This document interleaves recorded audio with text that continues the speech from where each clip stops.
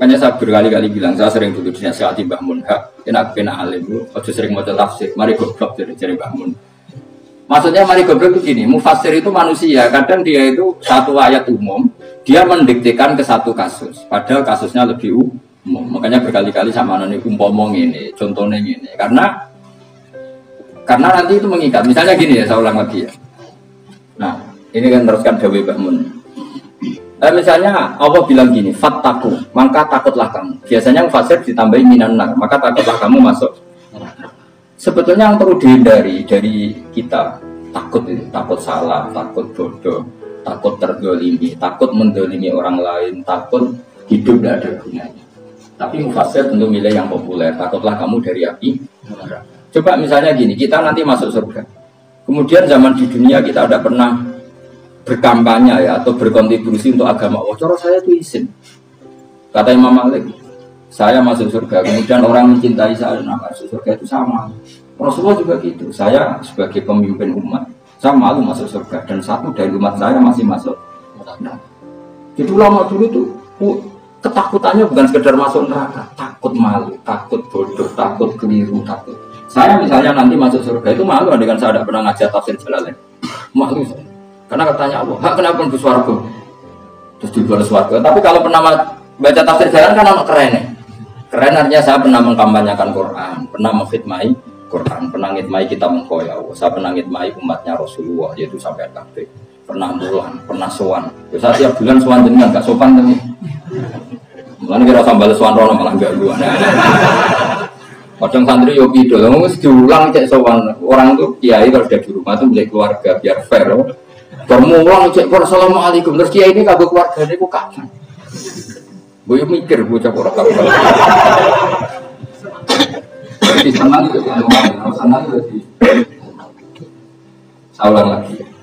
Nah, kata yang ditafsir itu sering tidak mengikat. Makanya kata Mun, baca tafsir itu dikurangi. Maksudnya dikurangi itu bukan apa-apa. Maksudnya tadi kalimat yang ditafsir itu tidak mengikat. Yang mengikat itu yang kalimat di Quran. Nah, kalimat Quran itu umum, kenapa? Misalnya gini, Allah kalau gini, ikdilu, kamu harus berbuat adil. Lalu adil itu misalnya mufassir menafsir, adil itu menyamakan di antara dua orang konflik. Misalnya di MK 01 dan 02 dianggap sama, itu namanya adil. Itu kan dawe mufassir. Atau misalnya gini, Allah bilang gini ke saya, hak kena jadi kiai sing adil.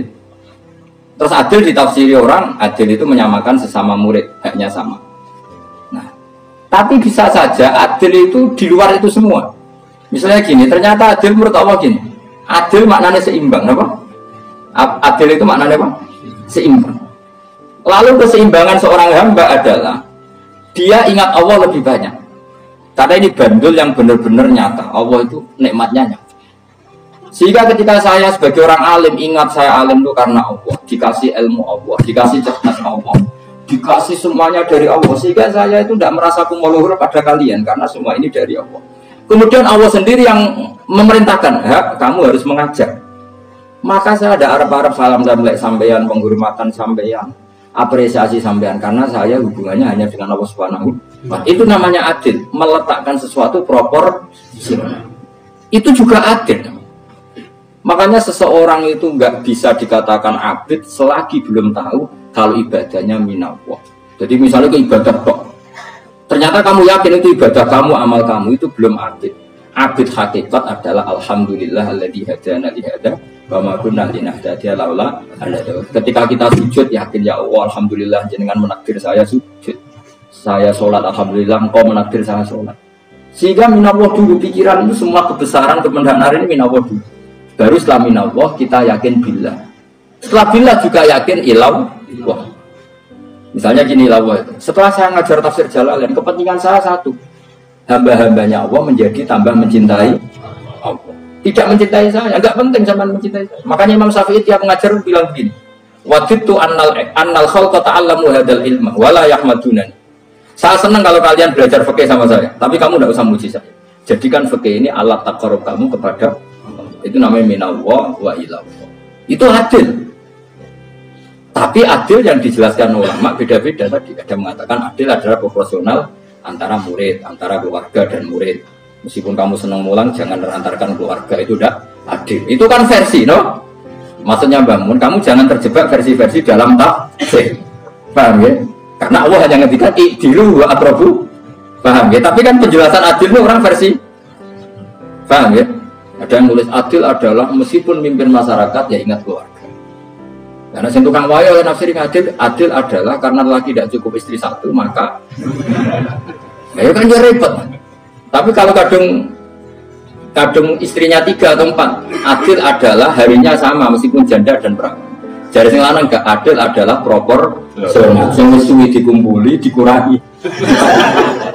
Yang baru ditambah. Ya mungkin enggak kalau nuruti. Mungkin enggak. Ya, tapi itu kan versi, no?